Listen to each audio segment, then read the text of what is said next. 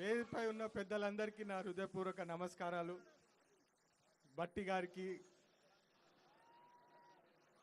శ్రీధర్ బాబు గారికి, లక్ష్మణ్ గారికి, విజయన్న గారికి, రాజ్ ఠాకూర్ గారికి, వేణన్న గారికి అందరికీ నా హృదయపూర్వక నమస్కారాలు.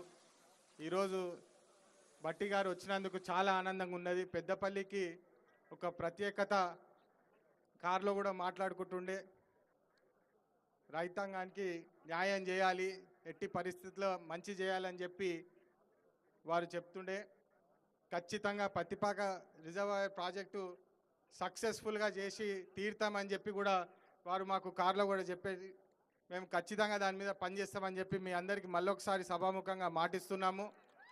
ఇప్పుడే అమృత్ స్కీమ్ది కూడా ఇనాగ్రేషన్ చేయడం జరిగింది.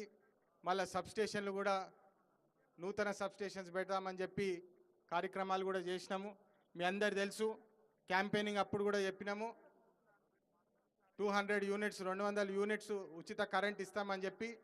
దాని ప్రకారంగా మీరందరికీ తెలుసు, గత 10 సంవత్సరాలు మన రాష్ట్రాన్ని అప్పుల పాలు చేసిన టీఆర్ఎస్ ప్రభుత్వం చాలా ఇబ్బందికరంగా ఉన్నప్పటికీ కూడా మాట ఇచ్చినాము, మాట కట్టబడి ఉండాలని చెప్పి మన సీఎం రేవంత్ రెడ్డి గారు, బట్టి గారు కలిసి ఒక విప్లవాత్మక డెసిజన్, రైతుల రుణమాఫీ చేసి అందరికీ న్యాయం చేస్తామని చెప్పి మళ్ళొకసారి ఈరోజు కొన్ని ఇబ్బందులు ఉన్నప్పటికీ కూడా ఖచ్చితంగా బ్యాలెన్స్ కూడా ఖచ్చితంగా చేసి తీరుతామని చెప్పి మీ అందరి ముందు మళ్ళొకసారి భరోసా ఇస్తూ, ఈ సబ్స్టేషన్ల ఎక్స్పాన్షన్ కూడా ఖచ్చితంగా వచ్చే 5 సంవత్సరాలు 10 సంవత్సరాలకి పెరిగే జనాభా బట్టి కరెంటు ఉచితంగా వచ్చేటట్టు, సులభంగా వచ్చేటట్టు ఈ సబ్స్టేషన్లు పెట్టి ప్రజల కోసము సేవగా ఉంటామని చెప్పి ఈ సభాముఖంగా మళ్ళొకసారి అందరికీ ధన్యవాదాలు చెప్తూ, సమయం తక్కువ ఉందని చెప్పి నేను తొందరగా ముగిస్తున్నాను. కానీ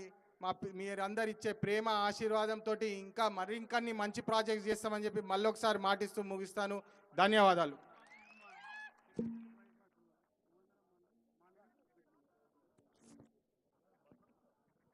పెద్దలు, గౌరవనీయులు, మన మంత్రివర్యులు, మనందరం అనుకుంటాం మన సీఎం అని, వారిని మాట్లాడాల్సిన